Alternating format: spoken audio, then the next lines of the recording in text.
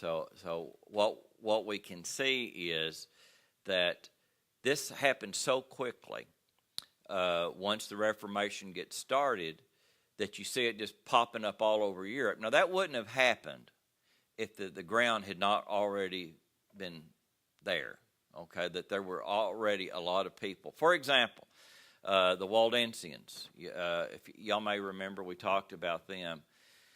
They were a group that had been around for 300 or 400 years, and they taught things that Baptists today would have nodded to. And they were persecuted by the Roman Catholic Church. And you remember, you guys that had the first class, who was the person who is credited with founding the Waldensians? Peter Waldo. So that's where they came up with the name of the Waldensians. And so they never were able to capture Peter Waldo. You know, they kept looking for him, and they, you know, where's Waldo? You know, they kept asking, and they never could. Well, when the Waldensians were still in existence when the Protestant Reformation begins, okay, and they just basically merged right in there with the Reformation, if you will. So, looking at your notes here, let's look at the Lutheran Revolution. And first off, let's look at the atmosphere in Germany, which at that time was the Holy Roman Empire. Now, the reason that I refer to it as Germany is the people that lived in the Holy Roman Empire were mostly Germans. They spoke German. That was sort of like the common language of the Holy Roman Empire. Now, the Holy Roman Empire, there wasn't anything particular holy about it, and it didn't have any Romans in it. It didn't include Rome. And it was kind of an odd deal for an empire because the emperor of the Holy Roman Empire didn't have all that much power. So it was, some people say it was neither holy nor Roman nor an empire, but that was the name of it. So when people refer to the Holy Roman Empire in the Middle Ages, just think Germany, and that's roughly the same area. Now, the atmosphere in Germany at the time Martin Luther comes along and does his thing is economically they were suffering. And one of the reasons was the heavy taxation of the Catholic Church. A lot of money was being sucked out of the Holy Roman Empire down to Rome, you know, to build all the palaces and all the cathedrals and all that sort of thing. And, you know, did the people know it? Yeah, they figured it out. And there was a lot of resentment already kind of smoldering underneath the surface, if you will, that had nothing to do with religion. You know, they just knew a foreign power, you know, the papacy, was taking their money away from them, okay? And another thing that was in Germany was papal interference with church appointments was resented. This is one of these things that people generally like to feel like they're ruling themselves instead of somebody far off, distant government, you know, telling them what to do. And so what you had in Germany, you had all these people like bishops and archbishops and everything. They didn't have the interests of the people in Germany at heart. You know, they were agents of the papacy, and so there was that resentment. Another thing that was resented is the Catholic Church prohibited the charging of interest on loans. Now, at first you might think, well, great, you know, go down and get a loan and don't have to pay any interest. Now, how many people do you think would loan you money for a 30-year loan on your house if you didn't have to pay them some interest? Good luck with that, getting anybody to do just pay me back what I gave. Well, that's not going to happen. So this prohibition of the Roman Catholic Church, I'm not saying there was no interest charge, because this restriction did not cover the Jews. because they felt like, well, the Jews, they're not Christians, they're lost, they're going to hell anyway. That's the type of thinking that they had. And so there was some. So what you had is the poor Jews, they're resented by that because they are charging interest on loans, and then the Catholic Church is resented because they wouldn't let interest be charged. Because what do you think that did to the economy? There was no economic, growth and that sort of thing. Tithes and fees were collected by local clergy. That was another thing that you just had to pay. And much of that money did not stay in Germany. It was sucked away, to wherever the Catholic Church wanted it. And there was a lot of peasant unrest. So into this atmosphere, there's a guy by the name of Martin Luther. He was born in 1483. He's one of the most influential men of history. And his parents were, I would call them lower middle class, working class, if you will. And but like a lot of times, people want their children to have a better life than they had. And so what do a lot of people today think is the solution for their children having a better life? Go to college. And that was the way it was back then, okay? And so what could a poor, relatively, I'm not saying he was dirt poor, in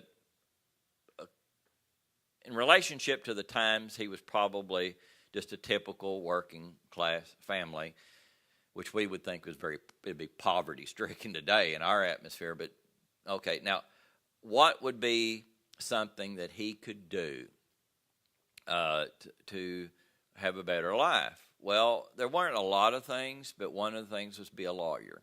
Okay, so his parents scrimped and saved, and they sent this boy to law school.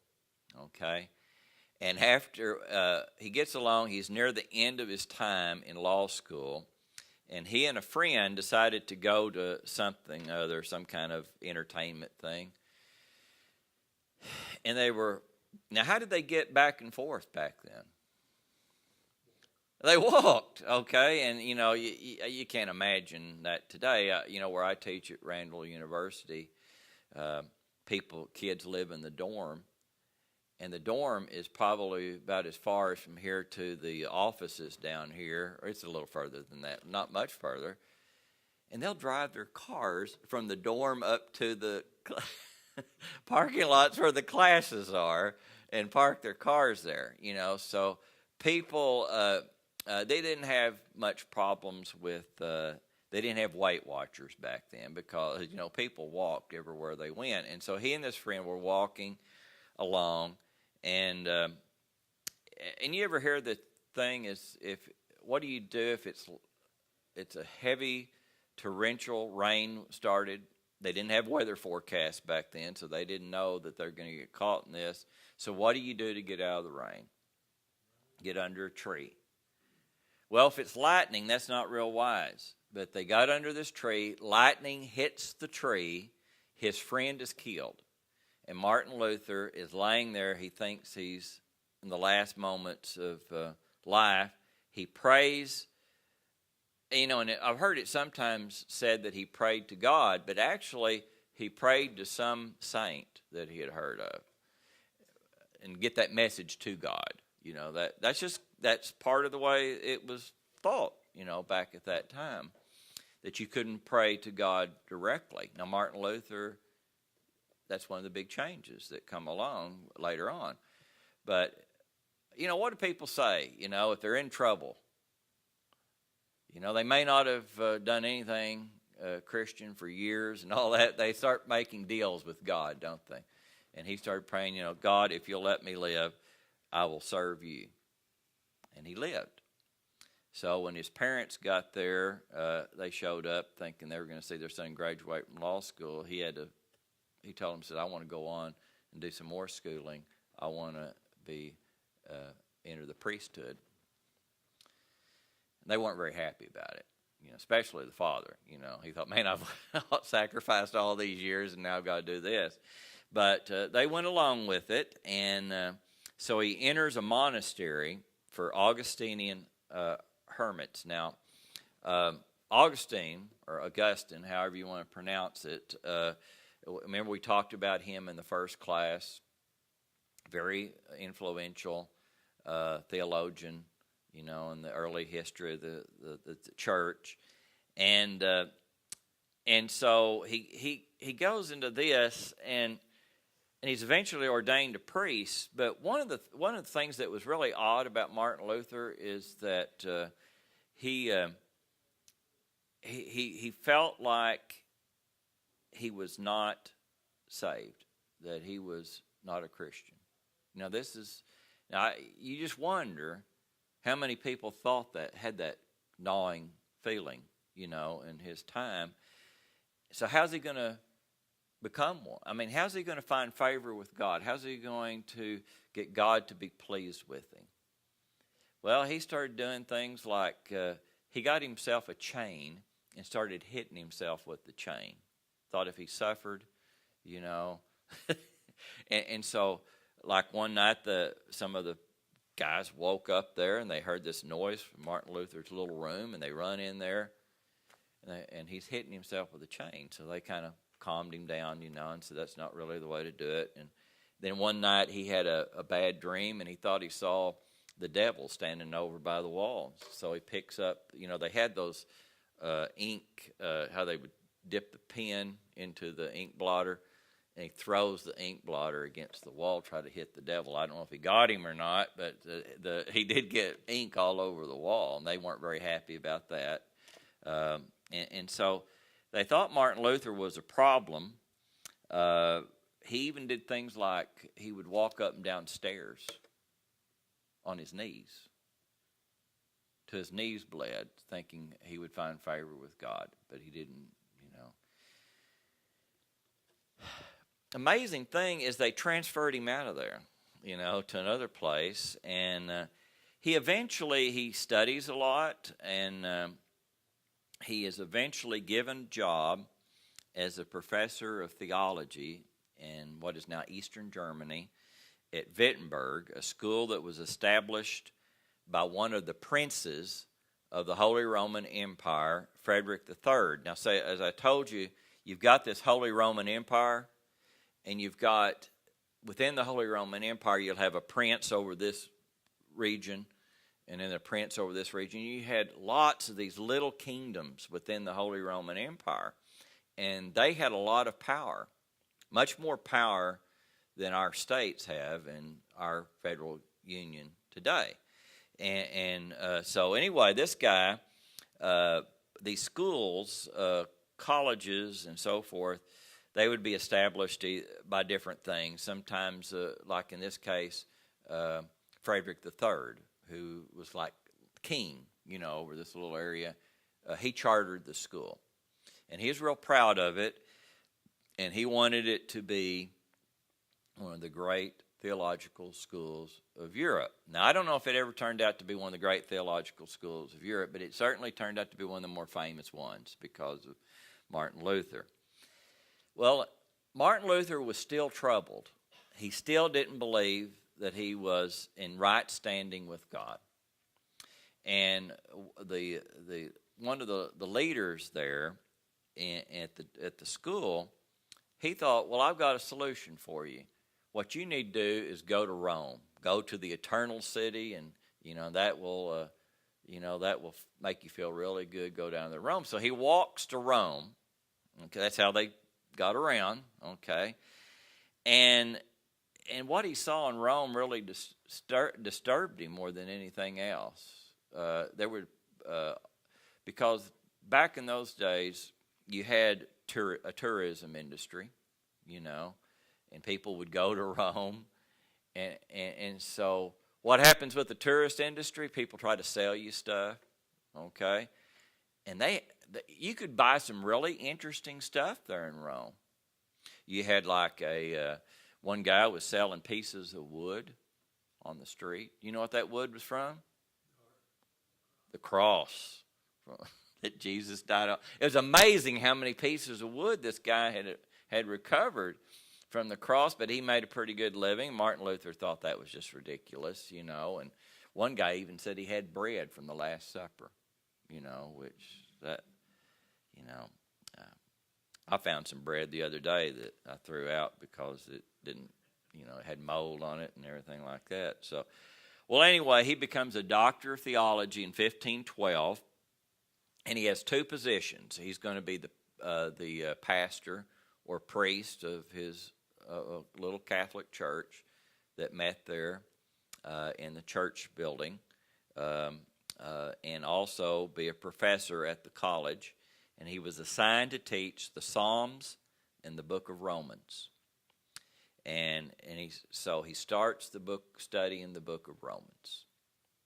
And I would encourage you, if you don't have it, you can go to Mardell's or anywhere else, and you can get Martin Luther's commentary on the book of Romans, and it's pretty good.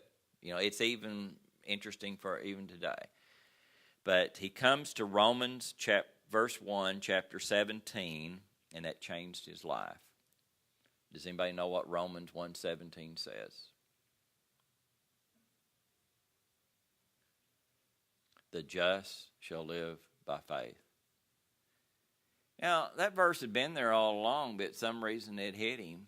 Here he is, he's studying this, and had he been living by faith all these years? How had he been trying to get salvation? By works, by walking up downstairs and doing all these sort of things and studying and all that, and that wasn't working. And he realized that salvation was by sola fide. Salvation, that means faith alone. Salvation was a gift of God, that he couldn't do anything to earn salvation. He just simply believed, and he did believe. Now, people ask me this question sometimes. They say, do you think Roman Catholics are Christians? You ever had anybody ask you that question? You know, are Roman Catholics Christians? And it's the same answer. Are Baptist Christians? What is the answer? Some are and some aren't. Okay, and it comes down. I am sure that there were other Catholic priests who'd come to the same conclusion as Martin Luther. But what he did was that at the time, colleges were places for debate. And that was almost as much a part of the college life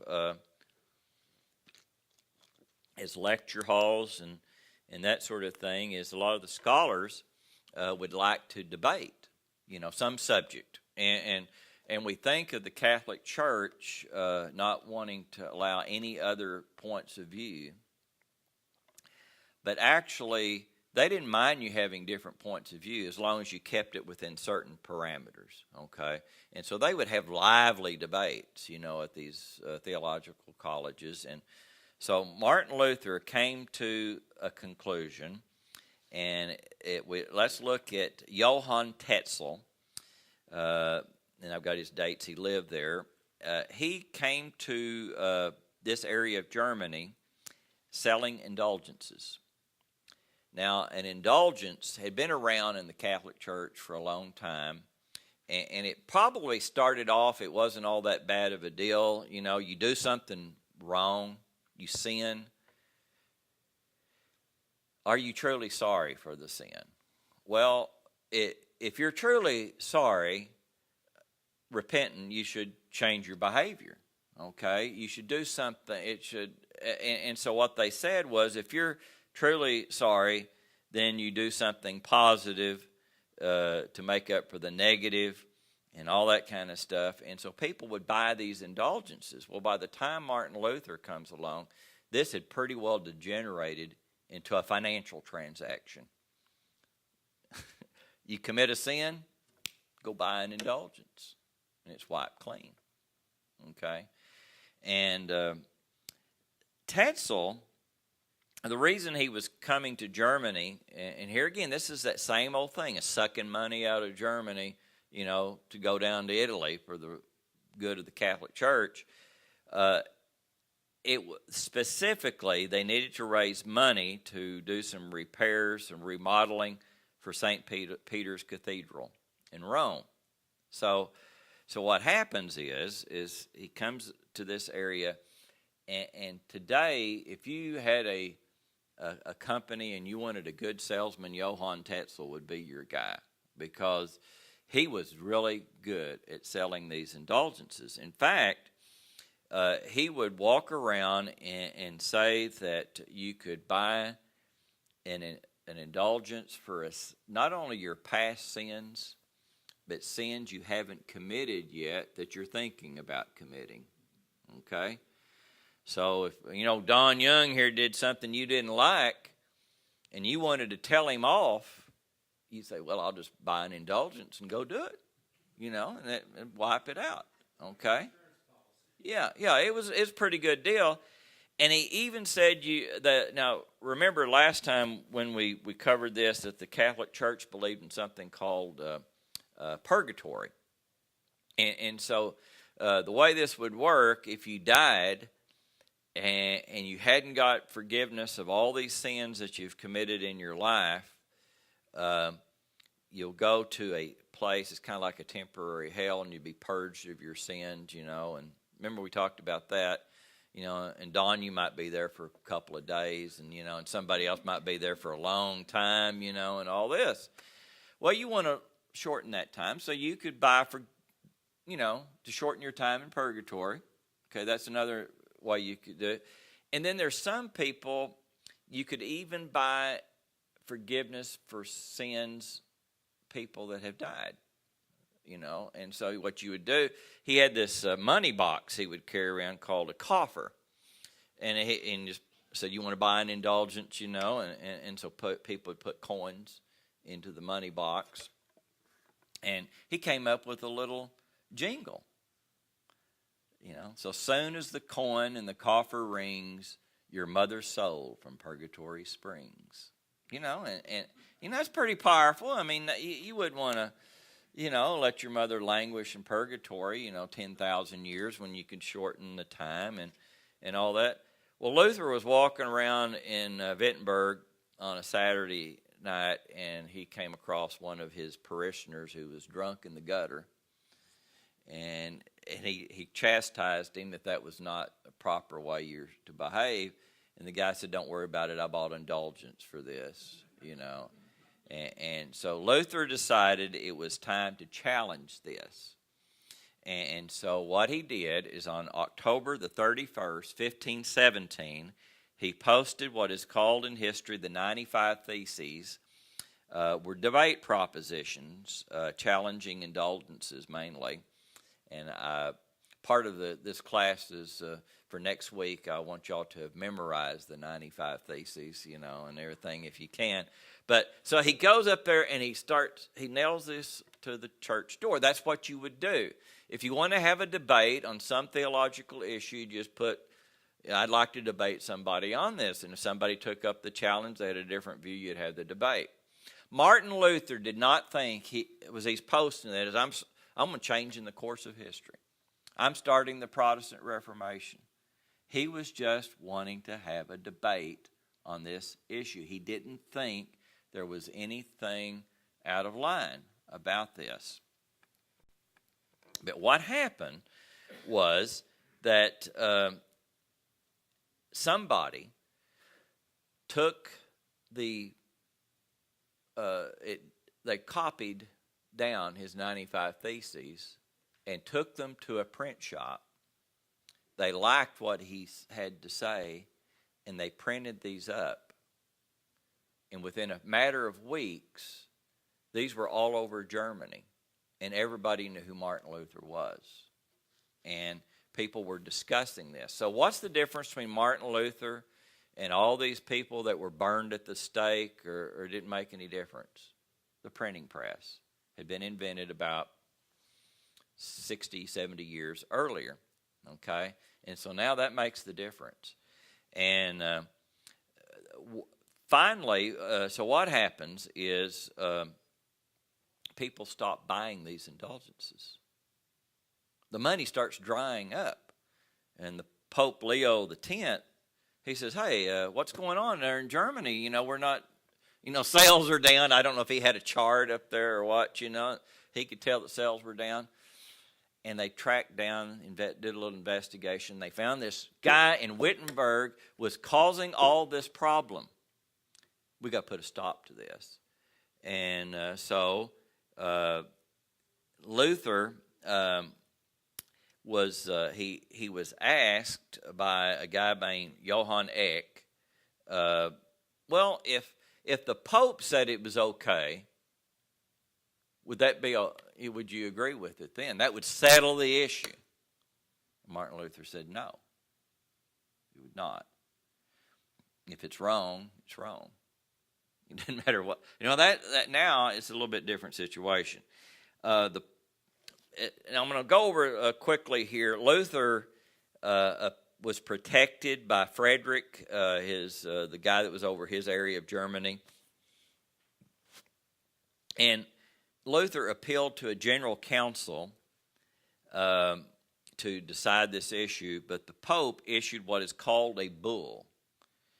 And it defined indulgences as Luther had criticized them and said anyone challenging this bull, Martin Luther, was a heretic. And now Luther was told that, he either had to, change his views or be declared a heretic. And he had so many days to burn all his works. By this time, Martin Luther, he kind of liked writing things and getting them printed because people would print everything he was writing. And he was getting more and more bold all the time, challenging more and more beliefs of the Catholic Church. And so the papal bull said that he has to burn all his works. And so one night there in Wittenberg, here comes Martin Luther coming down the street, and he's carrying something underneath him. They thought some wood, and they said, well, he's going to burn all his works. But what he burned was the Pope's bull. And when the Pope heard that Luther had burned his bull, that was too much. And so Luther was condemned. Luther said that John Huss was correct. John Huss had been burned at the stake a century earlier. That the Bible, with individual judgment, was superior to church councils. As time went on, Luther got more and more bold. His ideas evolved, and he included the oppression of Germany in his attacks. So he was getting, it was not only the religious stuff, but he was getting popular appeal because there was remember what I said, already in Germany people weren't real happy with all this money being sucked out of the country. So there was he was playing to patriotism as well. And he attacked the very institution of the Catholic Church as the Antichrist. So he's moved a long ways by this time. We're past over a lot of ground here. He wrote one book called On Good Works, that belief in Christ is the most noble good work.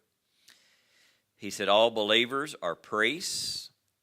You don't have to go to a priest to talk to God. You can go to God directly. What does this do to the foundations of the Catholic Church? It's challenging.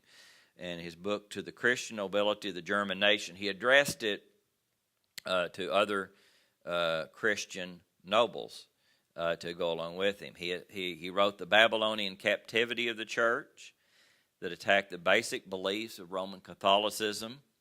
He only kept two sacraments, baptism and what we call the Lord's Supper. He attacked the denial of the cup to the laity. If you remember, in the Middle Ages, they started withholding the cup from the laity.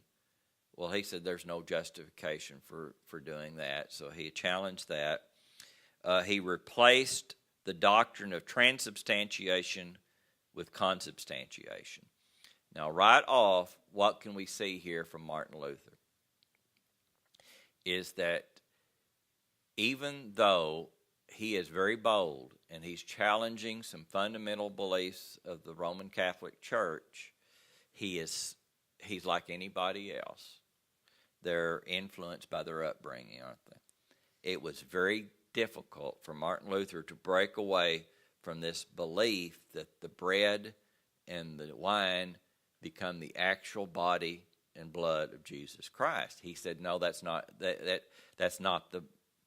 obviously not the body and the blood of Jesus Christ. But what he came up with was something that would kind of satisfy him. It was called consubstantiation. And what that meant was that, no, that's not the actual body and blood, but Jesus is present in the elements. He's in there in the bread. He's present, and his blood is present in the wine. So he's trying to kind of split the difference a little bit there. He wrote on Christian liberty, in which he said the Christian man is Lord, subject to none, and servant, subject to all. Now, this was a little bit dangerous what he's just done there, because, one of the things is that, there you go. One of the things that helped not only Martin Luther, but one of the problems that a lot of these reformers had, and it didn't matter whether it's Martin Luther or Zwingli or Calvin, the ones that were John Knox, is so many of them, if you're going to get, who is powerful enough to protect you from the Roman Catholic Church?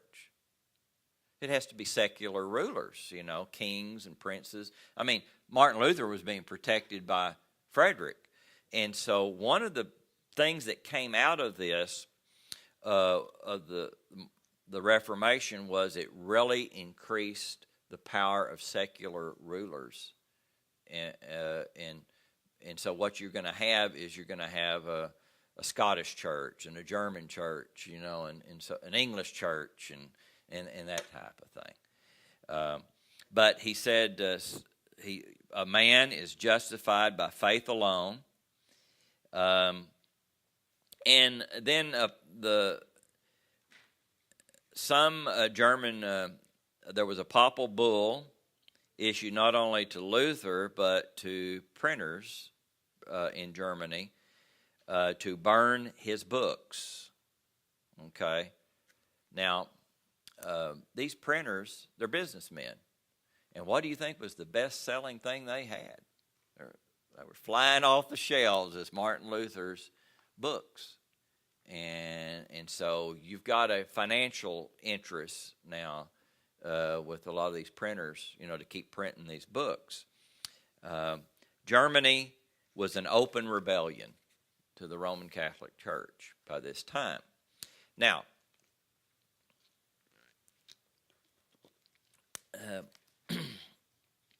so the emperor of the Holy Roman Empire, Charles V, he can't do much without the help of all the princes of the various states within the Holy Roman Empire. So he calls a meeting. They would have these meetings from time to time of all the German princes would come together, and they'd decide issues that covered all of them. And it was the Reichstag. Now, when we hear the Reichstag today, we think of, when Hitler was in power. But that was just what they called it. It was just his parliament, It was, Congress is Congress, and the Reichstag was the Reichstag. It was just the body of the princes when they'd come together, and they would meet at Worms in 1520 to consider the question of Martin Luther. So he was invited to come to this meeting, and he was brought to the meeting under what was called safe conduct. In other words, they weren't going to arrest him. He would have an opportunity to present his viewpoint. Now, the Emperor, Charles V, was a very devout Catholic, and he did not favor what Luther was saying. So they come. And I remember when in the 80s I went to Europe on I wasn't a European vacation. wasn't quite like Chevy Chase's European Vacation, but we went to Germany, and we went to Worms, and of course, me being the history person, I wanted to find the place where Martin Luther was condemned. At the Diet of Worms, it was called. It spelled out, it looks like diet of worms, but it's pronounced Diet of Worms. And I went up to this one guy, and I said, where was the building where Martin Luther was condemned? And he starts talking, and I couldn't understand him. He was speaking English, but it was such a heavy, thick German accent, I was only getting a little bit of it. It's something about the French, and he was saying a few words that sounded like cuss words in there about the French, and I thought, what's that got to do with anything? Well, as it turns out, that building was bombed by the French in one of the many wars that Germany and France fought over the years, and it no longer existed. But I didn't know that at that point. So we're going up the street there in Worms, and finally there's a Lutheran church. And I said, hey, let's go in there. They'll know. So I walk in, and when I walk in, there's little literature in Spanish and English, French, and German. Well, I pick up the English, and I start reading it. I was standing on the site where Martin Luther was. The irony is, when that building was destroyed, the Lutherans built a church there. So the place where Martin Luther was condemned is now a Lutheran church there in Worms. Well, he was told to recant, and he refused. He said, recant. He had to go back on what he had said. Now, this is very serious, because the emperor might just say, okay, if you don't recant, we're going to burn you at the stake. That was the punishment for heresy. And his response was, here I stand, I can do no other. God help me. Okay? Well, he was condemned as an outlaw, and what that meant was you're outside of the protection of law. Anybody that wants to kill you can kill you.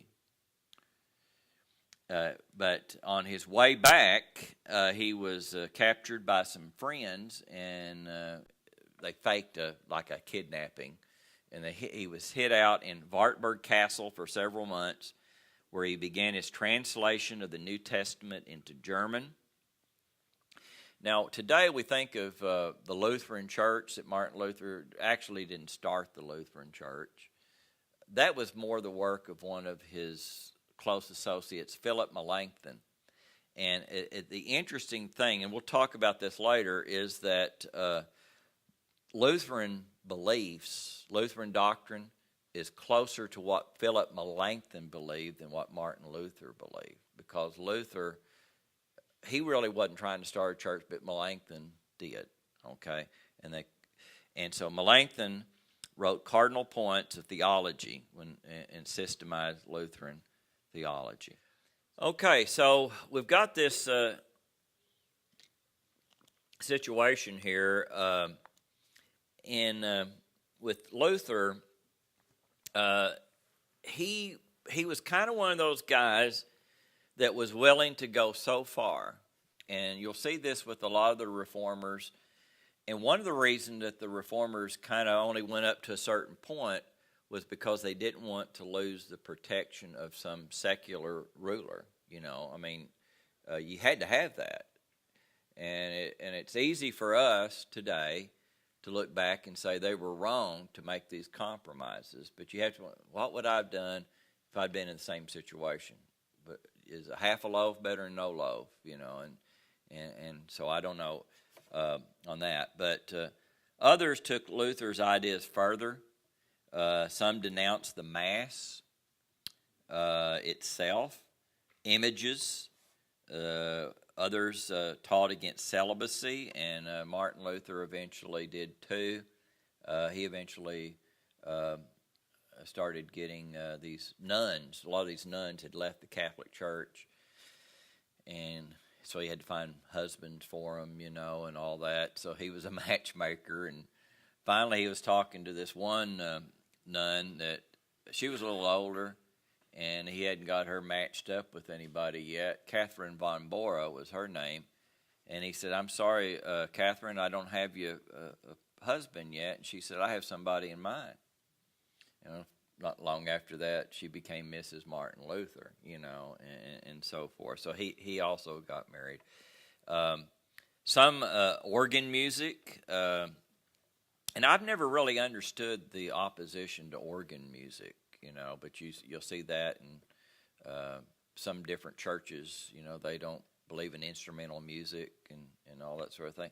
I don't know what the second page. Others denounce the services in Latin. Some radical preachers even oppose infant baptism. Now, we're going to hold that off because when we talk about the Anabaptists, but at this stage, there's not really anybody challenging that, infant baptism, because that was so part of the culture. It was it's trying to kind of like get cream out of coffee. Have you ever tried to do that? Once, it's kind of hard to change that. And Luther tried to take kind of a middle position between the Roman Catholic Church and the radicals. Now, when I say radical, I mean somebody that wants to cut down the whole existing system. And what happens sometimes when you take that position? You don't want you kind of get them in the middle between the Roman Catholics and the radicals. They both are firing at you, and that's kind of one of the things that Luther found. Another problem that Luther had is that when he first started off, he had this idea that the reason the Jews had not become Christians was because of the stupidity of the Roman Catholic Church. They had all that. He said, once we get rid of all that stuff, the Jews are going to become Christians. And he was very disappointed when largely they did not, And finally, he eventually becomes so bitter against the Jews. I mean, if you read some of the words of Martin Luther, we would shock people today. He even wrote a book, The Jews and Their Lies, and you probably can't find that at Mardell's. Okay, that's probably not one that they'll have, but I'd like to read it sometime. I've read excerpts, that's here and there, but I've never actually seen the book itself. But one of the things that was lucky for Martin Luther, now we can look back at this and we can think, was it luck or was it providential? And I'm not going to get into all that, but I'm just telling you, had it not been for certain things, Martin Luther would have been burned at the stake, just like everybody else before this. The emperor, for example, would have tried to squash Martin Luther. What am I doing wrong? Okay.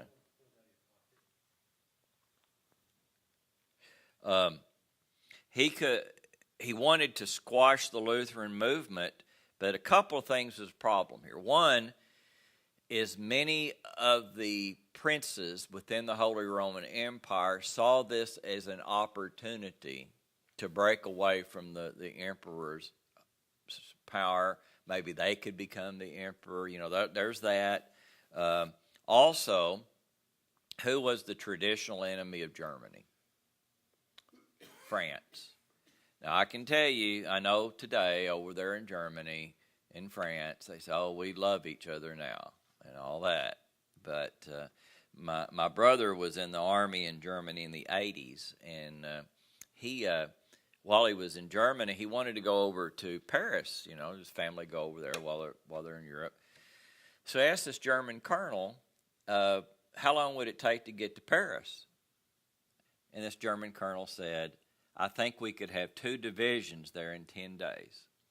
Well, that's not what my brother wanted to know. He just drive a car over there. But you can see there's this enmity is strong, because they're neighbors. You generally have more conflict with a neighbor than you do somebody across town. And so the emperor was tied up in a war against France. And had he not been tied up in that war against France, he could have probably crushed some of these Protestant princes that were opposing him. And why were they called Protestants? Because they protested against the emperor's deals against the Lutheran movement. Evangelical congregations were formed. Luther supported their right to select their own pastors. So you can see this is leading to a situation of cutting the church off from the state. That's not what he said his purpose was, but he also wrote the Order of Worship, which gave a central place to preaching. And as you can see in churches, at one time, the sermon, what we'd call the sermon, or the Catholic called a homily, was not the center of the church service. It was the Mass, what we call the Lord's Supper. That was the center of the whole thing. And so Martin Luther, in Order of Worship, he said the central thing in a church service should be the preaching. Preach from the Word, exposition of the Word. And then he wrote the Formula of the Mass, in which he said the cup should be given to the laity. Martin Luther wrote popular hymns for worshipers to sing. Before then, people thought, the congregation doesn't sing. That was, it's just for a choir to get up there and sing. And does anybody know any hymns that Martin Luther wrote? A Mighty Fortress is Our God. That was Martin Luther that wrote that. He even came up with things like what we now call bowling. He believed in popular amusements, and a variety of worship services developed across Europe. Luther took this position: what is not contrary to Scriptures was accepted.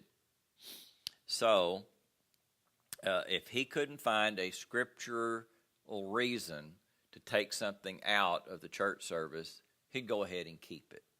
And so he retained candles, he retained crucifixes, and pictures. And now other reformers are not going to go for this stuff, but Martin Luther was kind of the middle of the road guy. He thought those pictures were, as long as people weren't worshiping the picture, they were an aid in worship. Now, Luther, we know he got opposition from the Roman Catholic Church and so forth, but he also got opposition from others. A guy by the name of Erasmus, who was a scholar. Erasmus had written a book called In Praise of Folly, and in the book he called a lot of Roman Catholic practices pagan superstition. Okay? But Erasmus was not prepared to go the whole distance, and separate from the Catholic Church. You may criticize your family, your institution, or whatever, but you're not wanting to break completely away from it. And that was kind of Erasmus. And one of the things that Erasmus began to challenge was Luther's doctrine of justification by faith alone. Now, what was if you go back and you remember that when Martin Luther says you're justified by faith alone, what was the Roman Catholic response? Well, you're wrong. It's kind of like, and we're going to punch you in the face. That it wasn't any intellectual thing. They weren't going to try to overpower him with, an alternative viewpoint, well-reasoned and all that. It's just, you're a heretic, Well, Erasmus is an intellectual, and he challenges Luther's doctrine of justification by faith alone. Then Martin Luther has another problem. Within his own movement, there were people that disagreed with him. Philip Melanchthon, who had been his buddy, so to speak, his co-worker, disagreed on free will and predestination. And for example, Martin Luther, when we hear the term predestination, what person of the reformers is most closely associated in the public mind with John Calvin. But Martin Luther was just as John Calvin as John Calvin. He came to a belief in predestination. Melanchthon was a free willer, and so they argued about that. And of course, people don't argue about that type of thing today, do they? But yeah, but they did. Okay, so Melanchthon and Luther. So the Lutheran Church today is more what we call Arminian, which we'll talk about that later on too. Free will stuff, more so than Luther's actual belief of predestination. In fact, he wrote a book called Bondage of the Will, and he said your will's bound up, and the Holy Spirit has to take action before that will's unbound. Andreas Karlstadt denied the value of education, destroyed images, and he denied the physical presence of Christ in the supper. If you remember consubstantiation, Martin Luther believed that. Now, the next thing here is the Peasants' Revolt and other developments. The peasants, remember them? One of the things that he got a lot of support was economic misery in Germany. And they thought, they found their champion here. And especially in southwestern Germany, 1524, 1525, we have what is popularly called the Peasants' Revolt. And what did they want? They wanted each community to choose their own pastor. They wanted all their tithe money to go to support their local congregation and not be sucked away. They wanted the abolition of serfdom. They wanted to remove hunting restrictions. Now, today we look at something like that and people think, well, big deal, hunting restriction. Majority of people don't go hunting, but that was putting food on the table back then. And they were restricted from going into the forest and stuff like that and hunting. And only the nobles had that right. And they wanted just rents fixed, common lands restored. Some of the lands that they had used for their animals had been taken away and given to nobles and so forth. And so at this point, they're revolting against all that, and they're looking to Martin Luther to be their champion. Luther had a very difficult decision to make at this point. Is he going to side with the peasants, or is he going to side with the princes of the Holy Roman Empire? Well, if he sides with the peasants, who does he lose? The princes of the Holy Roman Empire that were Protestant princes. And he figured this is the end of his movement. It's going to be snuffed out. So he sided with them over the peasants, and this lost him a lot of support among the peasants. And the Catholicism begins to recover in southern Germany partly because of this. Western Germany, around the Rhine River, that becomes a stronghold for the evangelical cause. And in 1520, and I already talked about him marrying Catherine von Bora. Okay, there were two different groups now in Germany that reflected different attitudes about the Reformation. You had the Lutheran League, which was led by Philip of Hesse and John of Saxony. And so what you have is the only way the Lutheran Church was going to survive is if they had the support of the prince over that little kingdom. And so what you have that begins to develop now is a support for state churches. And that seems so odd to a lot of us today, that the church was an institution of the state. But that's basically what it was. And there was also a push for public schools. And Luther was a big part of that movement. Now, why was Martin Luther, think about that, why would he be so strongly in favor of public schools?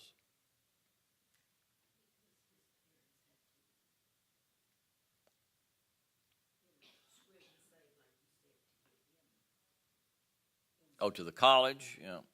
Well, what I'm talking about here is the like what we call elementary and secondary schools.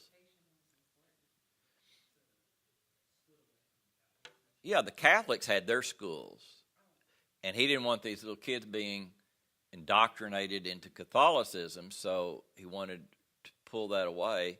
And if you'd have a public school, you couldn't have Catholicism taught in that school, you know. And so that was what he was trying to accomplish. One of the reasons we have the public school movement really got going in the early 1800s in America, all those Catholic immigrants coming from Ireland and Germany. And originally, the supporters of public schools in America were the Unitarians. They believed in perfectibility of man. And Horace, you've heard of Horace Mann? He was a Unitarian, big leader in the public school movement. And he said, you know, if we have public schools everywhere, all the crimes will disappear. Pretty optimistic view, you know. But he didn't get much support until all those little Catholics start coming over, you know. And so now they get the support of Protestant ministers, and so public schools. And the Catholics, that's why the Catholics in America pulled their kids out of public schools in the 1800s and had the parochial school system. Because what did they look at the public school system as? A Protestant school system. So how did they teach reading? Out of the Bible. How do they open the school day? With a Protestant prayer, okay, and all this.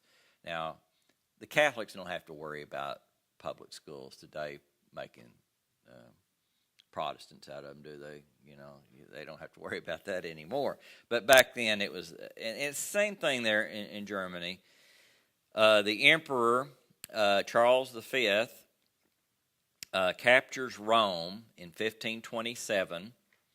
He defeats France in 1528, finally, and now he can turn his attention to the suppression of Lutheranism. So we're now to page 3. And in 1529, the Reichstag in Speyer ordered Roman worship permitted in Lutheran lands. And this is where we first have the term Protestant. The princes that didn't agree with that, they protested the decision, and they come to be known as Protestants. And so the name stuck. If you didn't agree with, and it became kind of a second way of saying a reformer. Okay, if you were part of the Reform movement, you know, a Protestant, what we now call the Protestant Reformation, that's where we get the Protestant part of it, and there it comes from that. And so it looked like he's about to squash Protestantism in Germany. Here again, was it luck or was it providential? 1529, the Turks. Now, who are the Turks? They're Muslims. They were the leaders of Islam. They invade Europe. They get all the way to Vienna, Austria. And in the Great Battle of Vienna, and the emperor of the Holy Roman Empire was Austria. See, Austria was part of the Holy Roman Empire at that time, okay? And it was the most powerful state. And so they throw back the Muslims. He's worried about the Muslim Turks taking over Europe. He figures he can always go back and deal with the Protestants later. So this diverts his attention away from squashing the Protestant movement in Germany and saves the day for them. Okay, now, before we go to the Swiss revolt, does anybody have any questions or comments?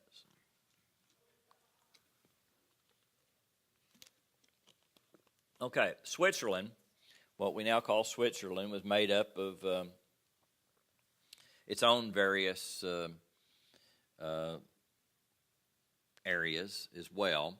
Nominally, in name, it was part of the Holy Roman Empire, but it had been practically independent for a long time. They had 13 cantons, as they were called, in loose confederated republic. It was probably the freest country in Europe at the time. So you've got, you don't have, when we say a republic, what I mean is they didn't have kings. They didn't have princes. They ruled themselves and so forth. And the Swiss Reformation had influences from humanism. They believed in self-government and hostility to what I call ecclesiastical restraint. Now, what that means is they could make their own decisions. They didn't have to have a bishop or an archbishop telling them what to do. They were very independent cusses, is what I'm trying to say. So, in this atmosphere comes along a man by the name of Ulrich Zwingli, who was born in 1484. He was educated as a humanist at the University of Vienna. He taught the sole authority of the Scripture. Now, at this point, I suspect there was some professional jealousy between Zwingli and Luther. They're both Protestants, as we would call them today. They were both reformers. Zwingli was asked if he felt he had a debt to what Luther had done, his successes up there in Germany, and he said he didn't have any debt to Luther. He was his own guy. And so you've got, and I know you find that hard to believe that Christians would let things like that get in there, but it did. He was the people's priest in Zurich in 1519. He began an exposition of the Bible. Now, one of the things about the reformers is that it's not that they did not view the Old Testament as important, but they had a emphasis on the New Testament. So he begins an exposition of the Bible, starting with the book of Matthew, the first gospel. And what do we mean by an exposition? He starts with Matthew chapter 1, verse 1, what we would call verse 1. And he'd read, and he said, this is what this means. He'd give an interpretation. How do we apply that to our lives? Okay? And after he did that, he'd go to what we now call verse 2. You know? Verse 3, verse 4, and go through. When he finished Matthew, what would he do then? Mark. You know, and just go through the, and he had a lot of people. I think they were hungry for this. You know, he said only the Bible was binding on a Christian and his belief. So this was the second of the solas, as they call them, of the Reformation, sola scriptura, that only the Bible is binding, not priests, not church councils, nothing like that. Okay, and he had the support of the governmental authorities in Zurich. They liked him. Zurich came up with 67 articles, and here again, that'd be something good for y'all to memorize before next week, would be the 67 articles of Ulrich Zwingli. But let me just cover a few of them, okay? And salvation by faith. He denied the sacrificial character of the Mass. He denied works played any role in salvation.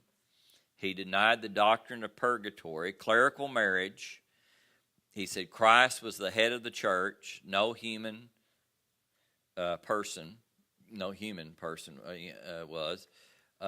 And he would debate people on these positions. And when I say one, you notice in the notes I have that in quotation marks. It's kind of like you debate among people who already agree with your position, and they say, yeah, you won, you know, and that type of thing. But the government would listen to these positions, and they'd say, yeah, you. Now, I can't imagine today, you know, having Donald Trump or Barack Obama deciding what was the correct position, you know. But that was it was a different world back then. He later he attacked images, relics, organs. Here again, I don't get the deal on organs, but he abolished the Mass. He didn't just say that it was not as important as the preaching. He abolished it. Instead, he called it the Lord's Supper, as we have it in Baptist churches. The services were now in German. And now, why did he have the services in German? That was the language that the people spoke there. That was the. They have different languages in Switzerland, but that's the kind of the common language. In Switzerland, they teach High German in the schools, and there's 150 different dialects of Swiss German that's not written. Oh, really? Yeah. Did you learn all of them, or? Okay, good. The centrality of the sermon. He married Anna Reinhardt in 1524. Now you think, well, why did the Pope and the Catholic Church let him get away with all this? This is going on not very far from Rome. Well, here's the deal. Swiss mercenaries. Have you ever heard of Swiss mercenaries? That made a lot of money for Swiss governmental leaders. They put these people out, and they protected the Catholic Church, and so they didn't want to lose their Swiss mercenaries. So they thought, well, we'll deal with that later, kind of push that down the road. And so he's going along. So finally the day comes that Luther and Zwingli need to meet. And the thinking was that if you can unite the two Reformation movements into one, they'd be stronger than just two wings. And they sat down and they began to discuss their views. And Martin Luther would say something, and Zwingli would say, well, I agree with that. And Zwingli would say something, and Luther said, hey, I agree with that too, And bang, bang, bang, bang, bang. And finally they came to the Lord's Supper. And remember what Zwingli had done. He said that the bread and the wine was bread and wine. That it didn't, it represented the body and the blood, but it was not the body and the blood. It was not what his body and blood was not present in the elements. That's Zwingli's position, and that contradicted Luther's position. And when they got to that, they got into it. Luther said to Zwingli, I'm not even sure you're a Christian. And Zwingli said, you're worse than Eck. Now, Eck was a very a Catholic debater that had the Reformers had a very low opinion of Eck. It's sort of like saying you're a Hitler or something, is a bad dude, That's one as a cuss word almost, call somebody an Eck, and so that's it. They broke away.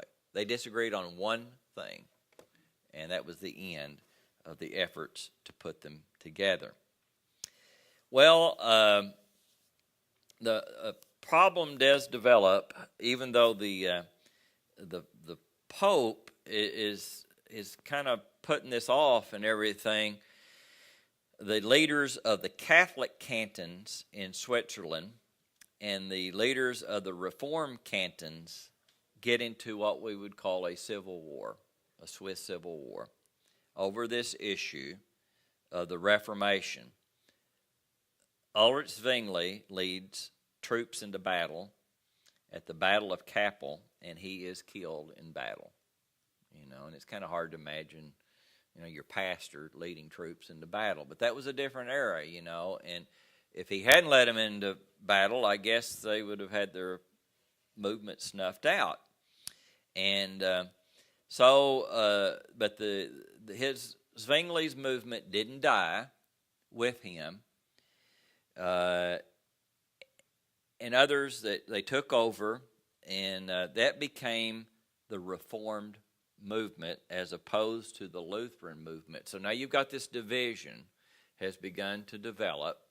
One group is the more moderate element. You know, they're going to try to hold on to some of the old Catholic practices and everything.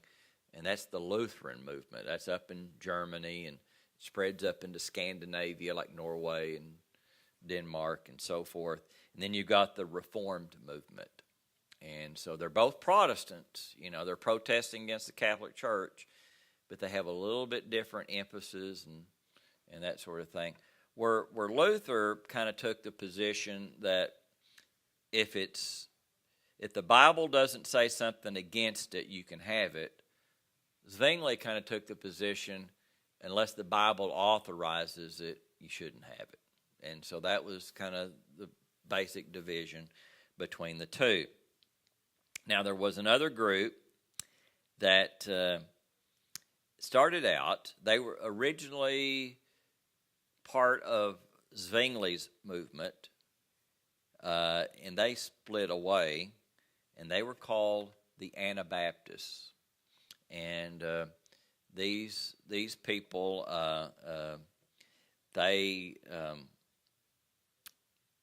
you have to admire their courage, because they didn't have protection from nobody, okay? Whereas these other people had protection of somebody, they didn't have anybody's protection, because the Anabaptists took it so far to say that the government should have nothing to say on religion. And so that's kind of where we'll pick up next time.